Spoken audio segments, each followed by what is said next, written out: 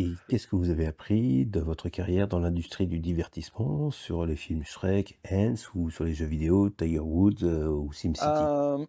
I learned design. I mean, I was doing a very high-level computer animation project, which gave me tools that later helped me in designing loudspeakers, the actual industrial design aspect of them, and also learned a lot about the aesthetic of the final product that you're going to visualize, either through photography or just design itself.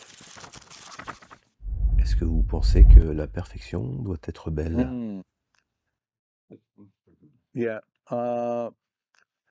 Well, it does, but then you have to define what beautiful is. So I don't think there is a philosophical way out of this. But yes, I think that I always say, okay, it doesn't look right, it's not going to sound right. So it's not necessarily the case, but somehow it needs to look right as well in order to sound right.